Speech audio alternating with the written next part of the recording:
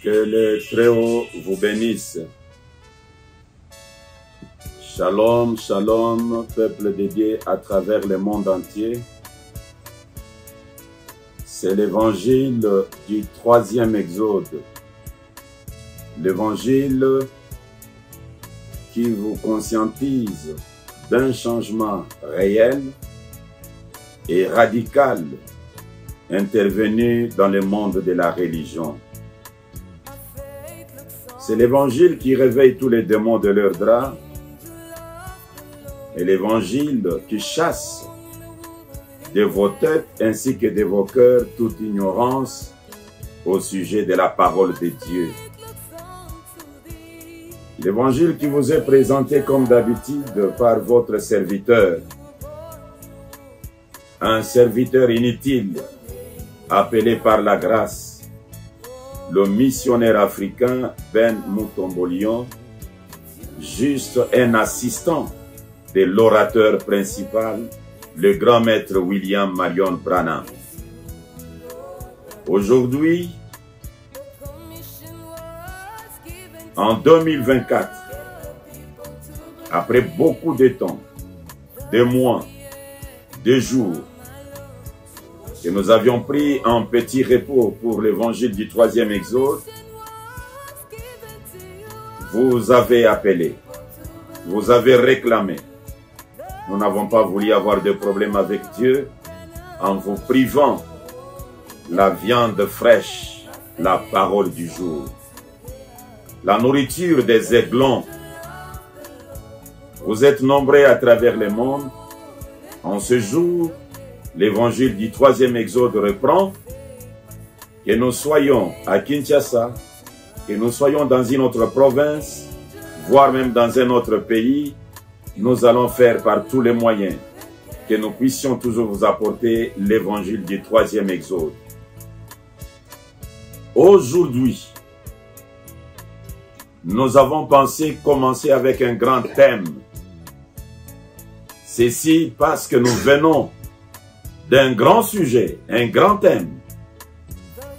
Nous avions lancé des invitations ici à la mission évangélique mondiale Branham Église pour que les hommes de Dieu qui essayent de critiquer ce que nous croyons de loin, qu'ils viennent pour que nous puissions mettre les choses sur la table. C'est ainsi que le sujet était qui est réellement le vrai bête, le vrai serpent du jardin d'Éden, la réalité du serpent du jardin d'Éden et la réalité du serpent d'Éden et des reins. Malheureusement, ceux qui s'opposent farouchement, les jésuites que nous croyons, que nous connaissons, ceux qui marchent avec la croix dans la voiture, n'ont pas eu le courage de venir. Nous avons dit c'est très bien malgré cela, mais quelques-uns étaient venus. Ceux qui conservent Jésus encore aujourd'hui dans le 3e testament, après que le 3e exode soit déclenché. On a déclenché le 3e exode, on nous a donné l'évangile du 3e exode qui est le 3e testament. Et dans le 3e testament, on ramasse parmi nous les infiltrés qui essaient de conserver ou de prolonger le 2e exode. Comme le prophète Branham nous a enseigné, le 1er exode, c'était Moïse. Le 2e exode, c'était Jésus. Et le 3e exode, c'est William Marion Branham. Le 1er exode, ce n'était pas Moïse avec Jésus. Le 2e exode, ce n'était pas Jésus avec Moïse. Et le 3e exode, ce n'est pas Jésus avec Branham. Ce Branham est Branham seul. C'est là que le message devient difficile. Alors, après avoir traité cela, vous étiez en ligne le dimanche. Nous avons parlé, nous avons répondu à cette grande question, bien que ça nous demandait beaucoup d'heures. Comme lui-même, le prophète Branham l'avait dit, que c'est un sujet qui peut prendre 4 heures du temps. Quant à nous, nous avons fait 1 heure et quelques, ou soit 2 heures, mais l'essentiel a été dit. Et aujourd'hui, nous commençons des sujets qui peuvent répondre à certaines questions qui se soulèvent en vous. Nous commençons avec l'expiation. Et le deuxième sujet qui va venir, nous allons parler de 2 chaînons manquants. Les chaînons manquants entre Dieu et les hommes, et les chaînons manquants entre l'homme et les chimpanzés. Nous allons parler de ces 2 chaînons manquants et vous les verrez comment ils vont se croiser.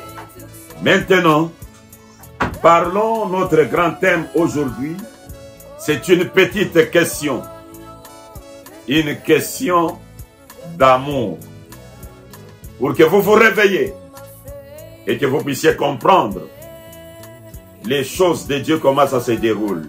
La question est simple. Sous quelle expiation? Sous quelle expiation adorez-vous aujourd'hui?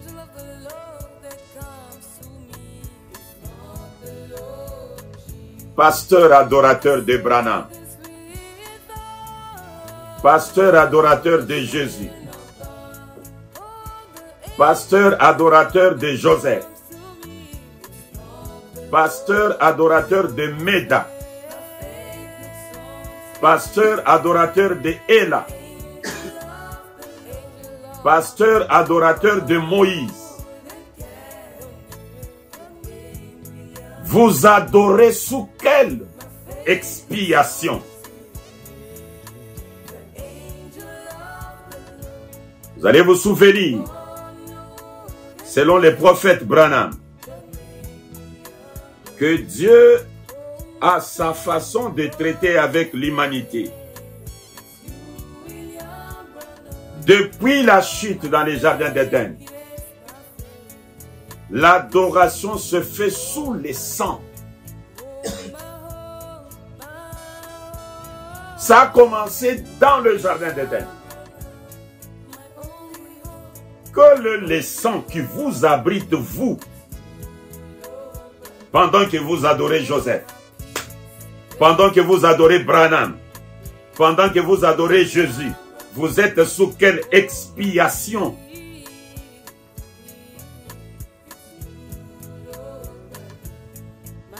Je lis dans Comment communier.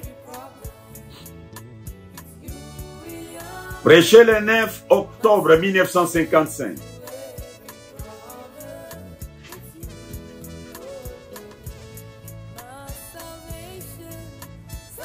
Le paragraphe 47.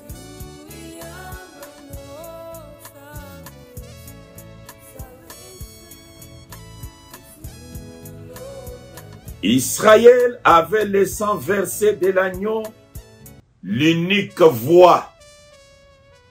Et le seul lieu où Israël pouvait adorer, c'était sous les 100 versets. Tous les sacrifices et tout le reste étaient apportés à un seul lieu commun, et là, sur l'autel des reins, où brûlait le corps, et on aspergeait le sang. Et Dieu, écoutez, voici la chose maintenant. Dieu ne rencontrait Israël que sous les 100 versets. Le seul lieu de rencontre où Dieu rencontre son peuple, c'est sous les 100 versets. Il n'y a pas d'autre voie.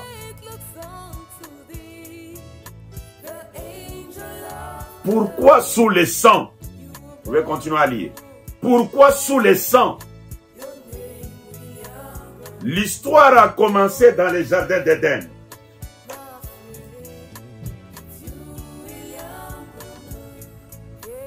Je suis dans la cruauté du péché.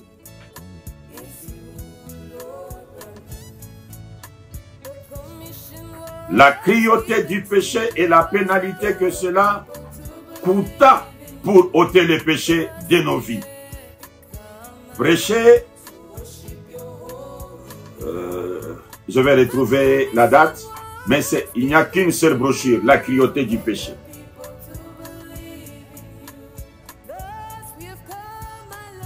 Prêché le 3 avril 1953.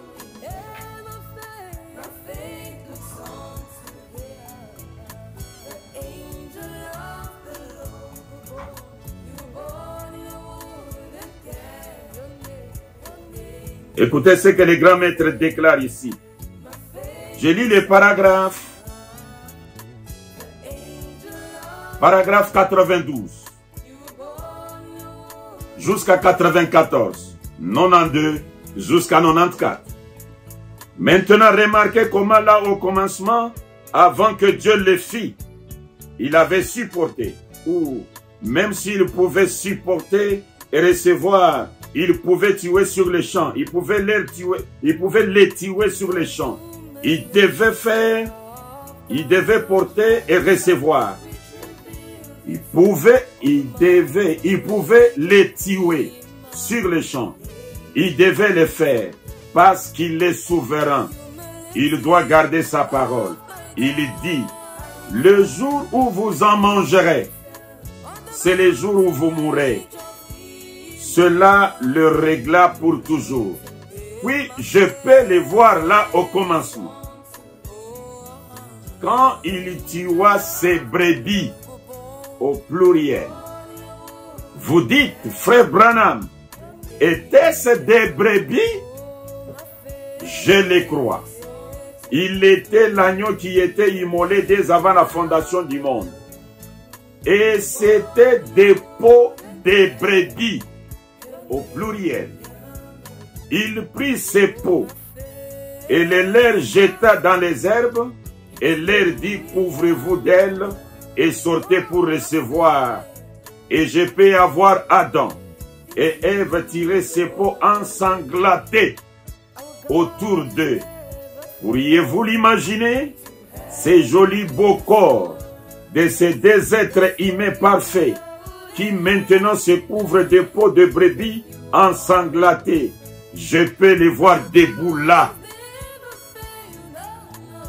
Pourquoi Dieu a tué ces brebis et prendre les peaux de ces brebis avec le sang qui tombe?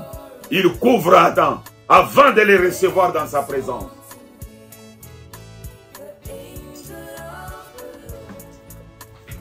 Écoutez les prophètes.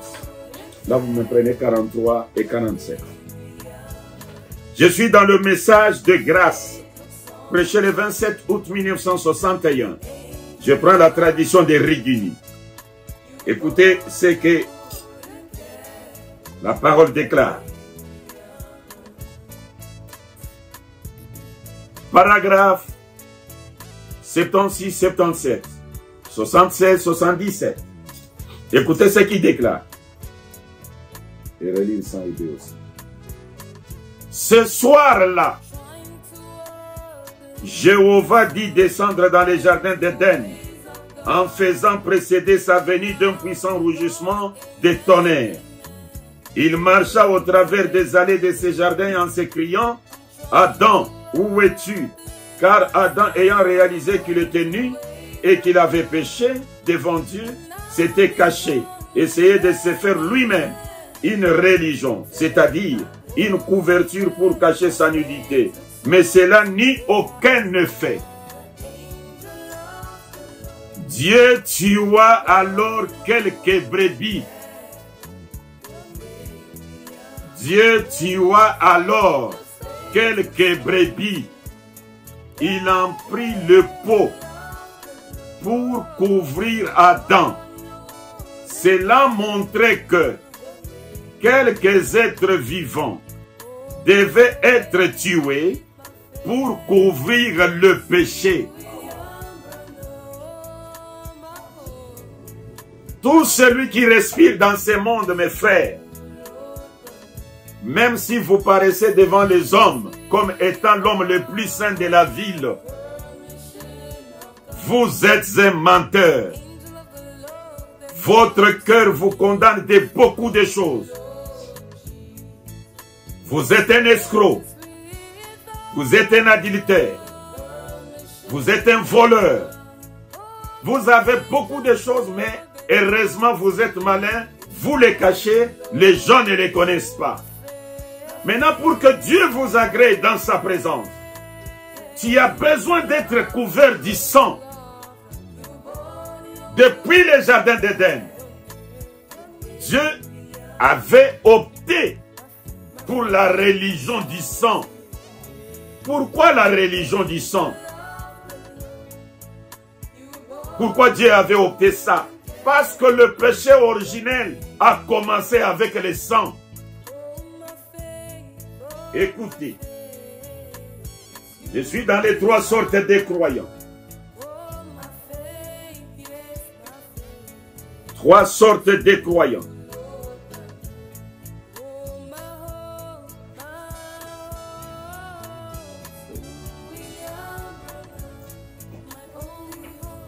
Avant de lire dans les 3 sortes de croyants, je lis dans la sémence du serpent. Écoutez. Paragraphe 171 jusqu'au paragraphe 173. 171 jusqu'au paragraphe 173. L'orateur principal déclare: le voici qui arrive. Il parle des Caïens.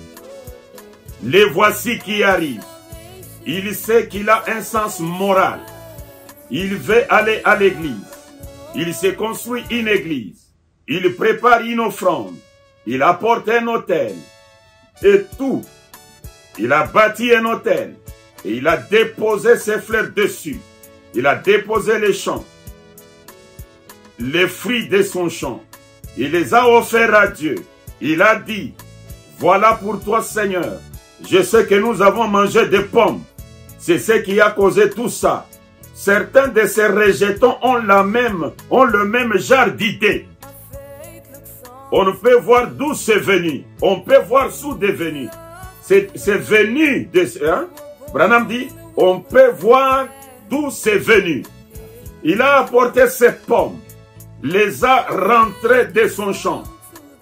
Il les a déposées là. Et il a dit, ça va servir d'expiation. Les pommes, les fruits, ça va servir d'expiation. L'idée purement des Caïens. Dieu a dit, je continue à lire. Branham dit ceci: il a apporté ses pommes, les a rentrées de son champ. Il les a déposées là et il a dit, ça va servir d'expiation. Dieu a dit, ce n'est pas des pommes, ce n'est pas des fruits, mais par une révélation spirituelle, Abel savait que c'était du sang. Alors il a apporté un agneau. Il lui a martelé la gorge et celui-ci est mort. Dieu a dit, c'est ça. C'est à cause de ça. C'était du sang. Vous savez de quel sang je parle? Bien, c'est à cause du sang. Quel sang, frère Branham? Et le grand maître Branham va nous indiquer le sang en question, c'est quel sang?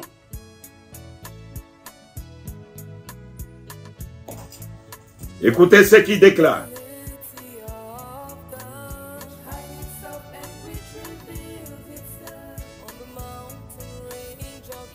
Le paragraphe 139, 3 sortes de croyants.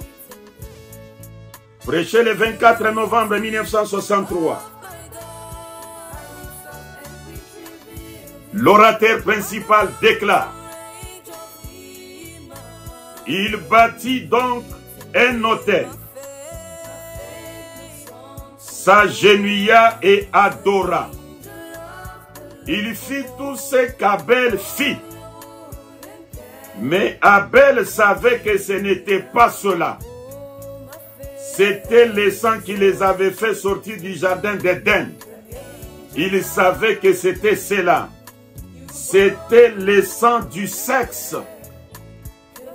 C'est pourquoi il prit un petit animal et l'offrit sur un rocher en lui coupant les coups. Voilà d'où la religion du sang a commencé. Parce que serpent, dans les jardins d'Éden, il avait fait couler le sang sur le sol. Il a essuyé le sol avec le sang. Et Dieu, pour vous agréer, il a besoin du sang.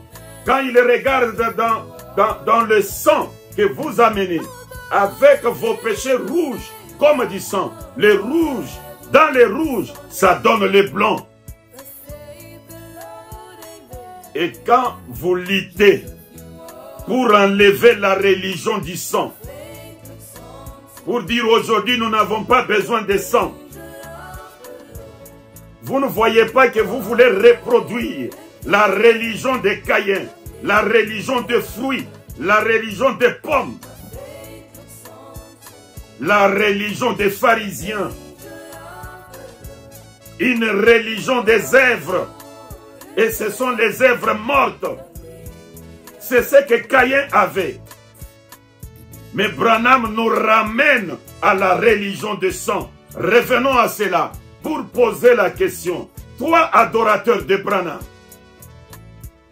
toi, adorateur de Jésus, même toi, adorateur de Branham, conservateur de Jésus, c'est-à-dire les jésuites dans le 3e exode, vous adorez sous quel sang? C'est l'évangile qui réveille tous les démons de leurs draps.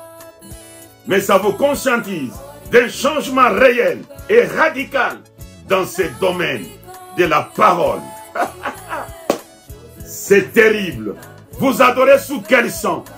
Dans les jardins d'Éden, Dieu tua 2 brebis, 2 agneaux. Il n'avait pas commis une erreur. Parce que plus tard, il vient recommander aux disciples ou aux Juifs, aux Israélites, qu'est-ce qu'il leur a recommandé? Donnez-moi la Bible. Là.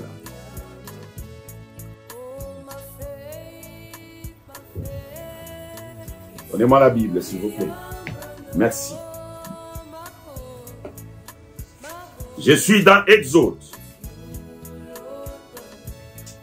Ça commence depuis la Genèse. J'ai commencé avec l'expiation dans la Genèse. Et nous allons progresser. Écoutez.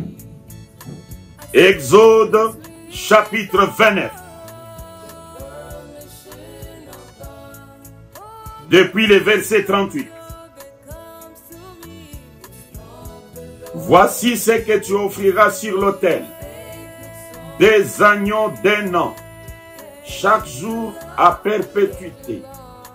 Tu offriras l'un des agneaux le matin et l'autre agneau entre les 2 soirs. Tu offriras avec le premier agneau 1/10 d'épha de fleurs de farine pétrie dans 1/4 de him d'huile d'olive cocassin et une libation d'1/4 de him de vin. Tu offriras les seconds agneaux entre les 2 soirs, avec une offrande et une libation semblable à celle du matin. C'est un sacrifice consumé par le feu, d'une agréable odeur à l'Éternel. Voilà l'holocauste perpétuel qui sera offert par son descendant à l'entrée de la tente d'assignation devant l'Éternel. C'est là que je me rencontrerai avec vous et que je te parlerai. Vous pouvez descendre avec la lecture. Des agneaux, l'un le matin, l'autre le soir. Allons dans Nombre chapitre 28. Pendant que nous lisons, vous vous posez la question. Des agneaux, l'un le matin, l'autre le soir. Mais toi, tu endors sous le sang de quel agneau?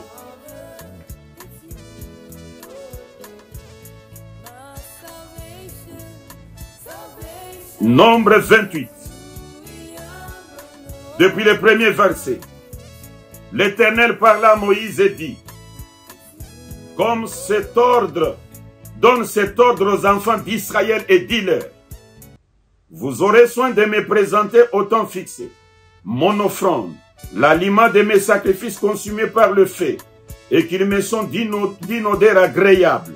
Tu leur diras, voici les sacrifices consumés par le feu que vous offrirez à l'Éternel chaque jour.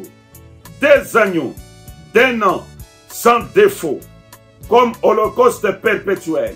Tu offriras l'un des agneaux le matin et l'autre agneau entre les deux soirs. Et pour l'offrande, un dixième, et il donne tout cela, comme nous l'avons lu aussi là-bas. Des agneaux, l'un le matin, l'autre le soir. Vous vous adorez sous quel sang? De l'agneau du matin ou de l'agneau du soir? Branham interprète cette écriture. 15, numéro 15, au-dessus. Écoutez comment il l'interprète.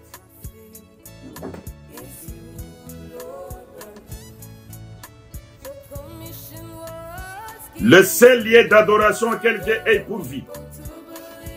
Prêché le 28 novembre 1965. Le grand maître Bill dit ceci. Au paragraphe 169. L'agneau était éprouvé. Il était gardé jusqu'au 14e jour. Il y eut des sabbats ou deux âges. L'un était pour les Juifs, pendant lesquels ils offraient un agneau, qui était un type. L'autre est pour les nations, qui ont le vrai agneau. Et tous ont été rendus parfaits, en croyant que cet agneau viendrait. Amen. Des agneaux, l'un pour les Juifs. Et l'agneau des Juifs a été pointé par Jean le Baptiste. Il a dit, je vis la lumière descendre comme une colombe et se poser sur lui. Voilà l'agneau des Juifs. Jean a dit, voici l'agneau de Dieu qui ôte les péchés du monde. Un homme avec la colonne de feu sur la tête. Et c'était le matin. L'agneau du matin. Mais depuis dans l'Ancien Testament, l'orateur, le Créateur lui-même avait déclaré que nous devrions avoir des agneaux. L'un le matin, l'autre le soir. Et Branham dit, l'agneau du matin, c'est l'agneau des Juifs. L'agneau du soir, c'est l'agneau des gentils et ils ont le vrai agneau. Tu adores sous quel sang? Parlons d'abord de l'agneau du matin, qui est l'agneau des Juifs. Avant son arrivée, c'est ici où vous allez trouver le véritable. Et comment est-ce que ces mots-là peuvent être appliqués et à Jésus et à de telles circonstances appliquées à Branham? Avant que l'agneau Jésus n'arrive, Israël avait des substituts d'expiation. Je suis dans le livre des sceaux. 3e sceau.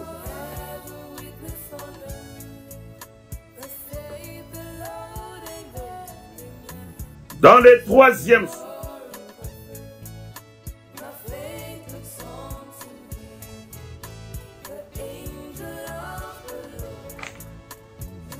Quand Ève était tombée dans les jardins d'Éden,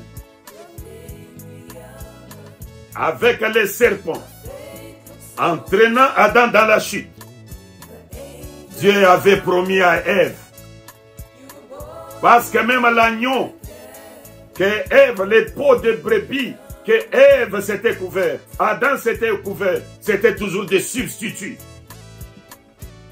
Il leur avait promis l'arrivée d'un véritable agneau qui va ôter leurs péchés.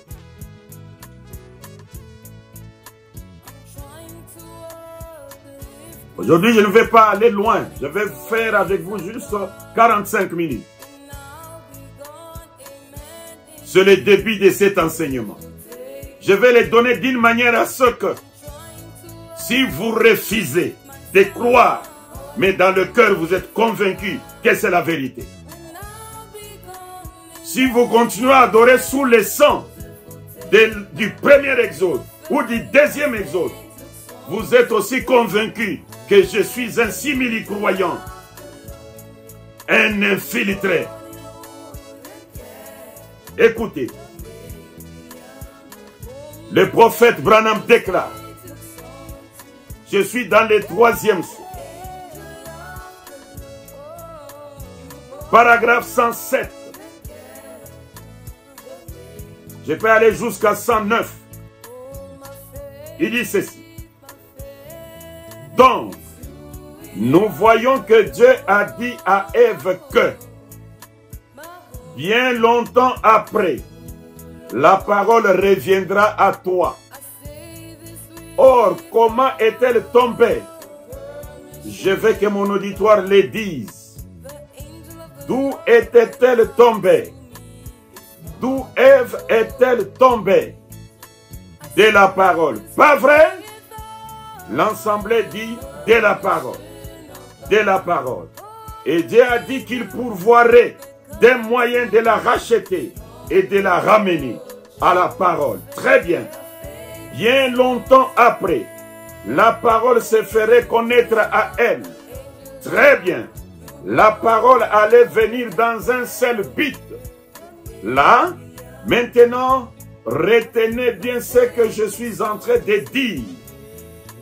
La parole allait venir à elle dans un seul but, celui de la rédemption. Très bien. Mais, en attendant, elle a eu un substitut qui devait agir jusqu'au temps où la parole originelle viendrait. Bon, vous comprenez bien ça? L'Assemblée dit Amen. Voyez, il lui a dit que la parole reviendrait à elle. Mais en attendant, il lui a donné un substitut. En attendant que ce temps arrive. Donc, il lui a donné une offrande à présenter, un substitut pour ses sangs. Or, c'était du sang des taureaux, des brebis, des boucs, et ainsi de suite. Mais il n'ôtait pas son péché. Voyez, il ne faisait que couvrir son péché. Il ne l'enlevait pas du tout. Il le couvrait. En effet, c'était le sang d'un animal. Et dans le sang d'un animal, il y a une vie animale. C'était un substitut en attendant que le vrai. Maintenant, revêtez-vous du manteau de l'esprit. Le vrai sang humain, comme celui des êtres humains, devrait être cet incarné. Dieu, sans relation sexuelle, à travers une vierge. La naissance virginale a produit ça. Donc, la parole de Dieu, la promesse, est devenue sang. Et elle s'est incarnée dans la personne de Jésus-Christ, le Sauveur. Le sang des taureaux, des boucs, ainsi de suite.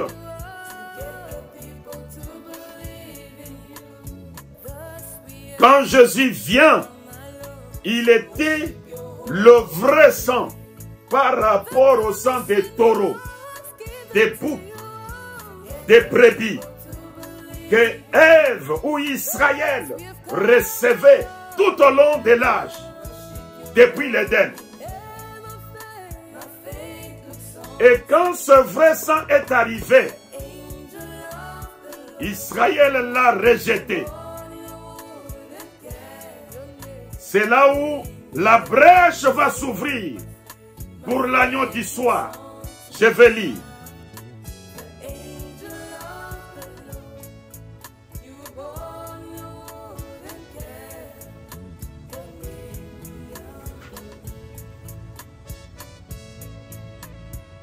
Paragraphe 156.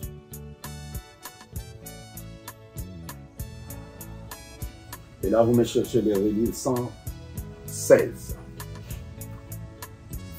Paragraphe 156, le troisième sceau. Vous allez voir que je n'ai pas l'habitude de dire ça veut dire, beaucoup de longs discours. Vous prêchez au peuple de Branham 1 heure du temps, 2 heures du temps, 30 minutes, sans lire les prophètes. Nous vivons par les déclarations du prophète, pas des raisonnements. Écoutez, 156, en descendant. Maintenant, soyez très attentifs.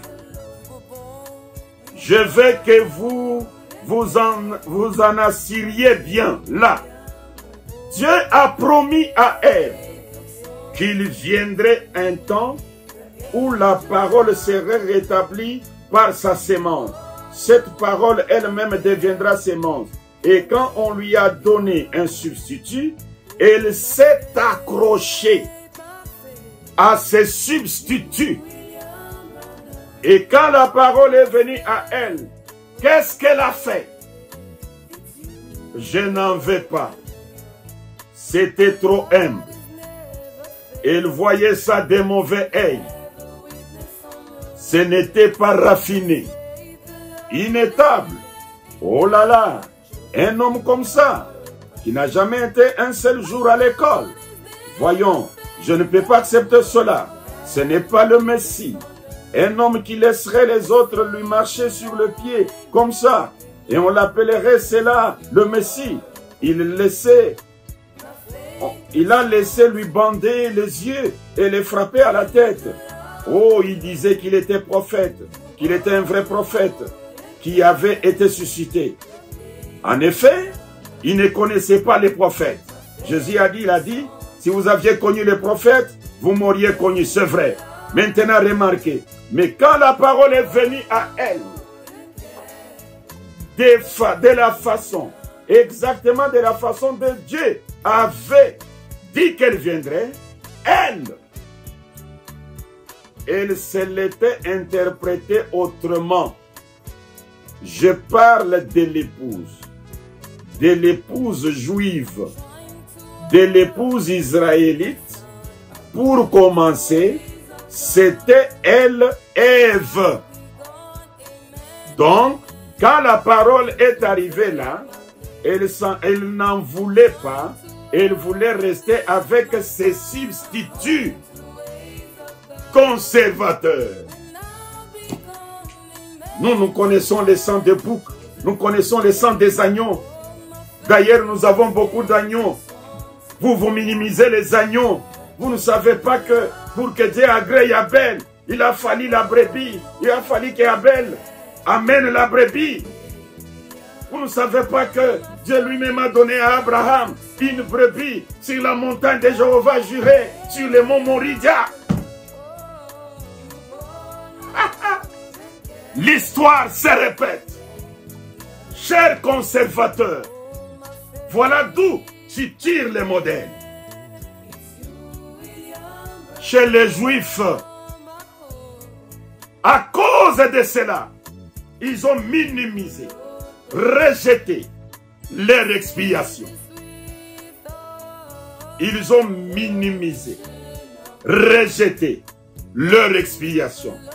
Cette expiation est devenue nulle. Branham a déjà tranché 2 agneaux, l'un pour les Juifs, pasteur jésuite. Tu es de quelle tribu en Israël?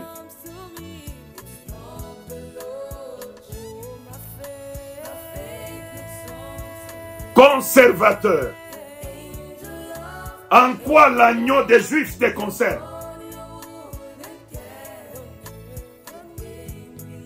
Nous avons été parachutés dans ce monde avec une seule mission, élever la suprême divinité qui était cachée dans les tonnerres, qui était cachée dans les seaux.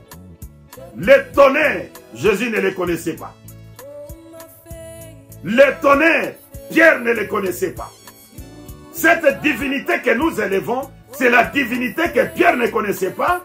C'est la divinité que Paul disait, nous connaissons en partie. Lorsque le parfait sera venu, ce qui est partiel sera aboli.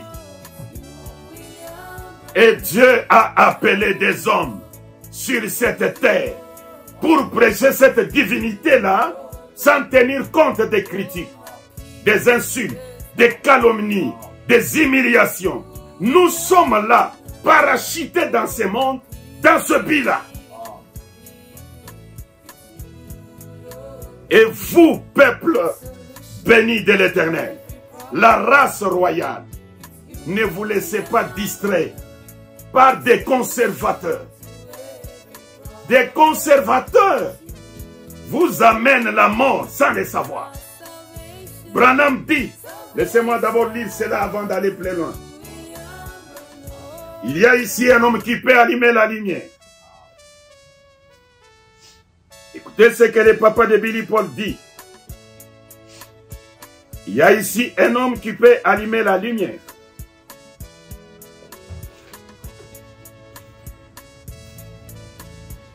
Voilà. Je suis au paragraphe 162.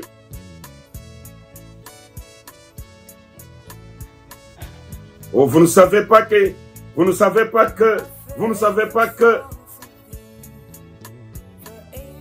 avant de lire 162,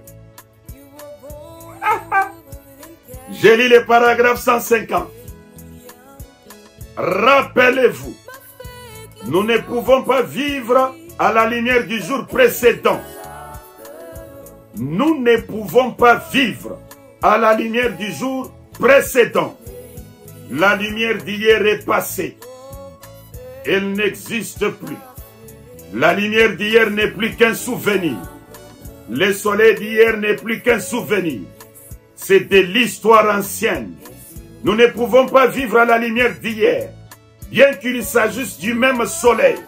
Chaque jour, il est un peu plus fort afin de faire mûrir le blé pour la moisson. Qu'est-ce que cela veut dire, frère Branham? 160 et 161, même sermon. Nous allons parler de certaines de ces choses dans une minute. Selon Malachie 4, il a promis que ces choses arriveraient. Il a promis tout au long des Écritures que ces choses arriveraient. Vous voyez, regardez aussi Israël, notre modèle. Observez ce qu'ils firent pendant le voyage. Ils se nourrissaient de la manne qui était leur vie lumière, qui leur donnait force et vie. N'est-ce pas exact? Israël ne pouvait pas consommer de la manne tombée la veille. Elle était corrompue. Elle était pourrie. Elle n'était plus bonne pour eux. Ils en seraient morts. La manne qui hier le maintenait en vie, les tuerait aujourd'hui. La Bible dit que des vers s'y mettaient et qu'elle était alors corrompue. Chaque jour, il devait ramasser de la manne fraîche. Amen. Qu'est-ce que cela signifie? Ceux qui vivent de la manne de Luther, de Wesley et de tous les autres du passé consomment une denrée corrompue qui les tue spirituellement. Vous voyez, cela vous tue. Vous êtes mort dans votre tradition.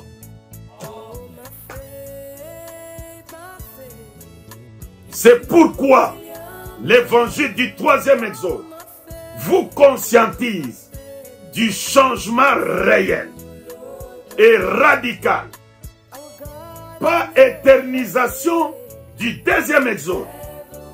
Tous les éléments du deuxième exode, tous les éléments du premier exode, ça c'est le troisième exode. Et c'est l'évangile du troisième exode, le troisième testament. Revenons à l'expiation de Jésus, qui était l'agneau des Juifs. Dans le troisième sceau, Branham a dit, les Juifs ont rejeté. Ève va rejeter l'expiation. Si Ève a rejeté, si Israël a rejeté, toi, tu es de quelle tribu en Israël? Tu pleures devant la croix. Tu es de quelle tribu en Israël? Tu marches avec la croix dans la voiture. Tu es de quelle tribu en Israël? Tu prends la peinture d'Hoffmann. Hoffmann qui a vécu en 1800 quelque. Il dessine un homme qui a vécu à l'an 0 jusqu'à 33. Hoffmann qui n'est ni prophète, ni fils d'un prophète. Un dessinateur. Il dessine, il termine, il vous dit c'est Jésus. Et vous vous adorez. Vous plairez. Vous voulez m'emmener en enfer. Parce que je vous dis que cette histoire-là, c'est de la manne pourrie. Écoutez. Les 6 buts de visite de Gabriel à Daniel. Le paragraphe 86.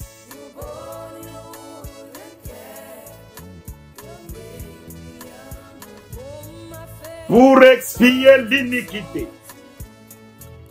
Oh, je suis en train de dépasser 45 minutes. Ok, je peux lire juste des citations et je vais m'arrêter. Je vais vous laisser sous votre soif.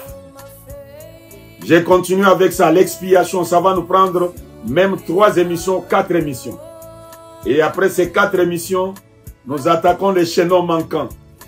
Pour que vous ne puissiez pas être dupés. Il y a les chaînons manquants entre Dieu et l'homme. Et il y a aussi les chaînons manquants entre l'homme et les chimpanzés. Mais les 2 chaînons manquants vont aller se rencontrer dans une bifurcation. Nous allons vous les lire. Et vous allez comprendre que nous avons les 2 pieds sur terre. Nous croyons ce que nous croyons avec la conviction réelle qui vient du fond de cœur. Et c'est une révélation que Dieu lui-même nous a donnée. Écoutez. Paragraphe 86. Pour expier l'iniquité. L'iniquité, c'est faire ce qui est mal.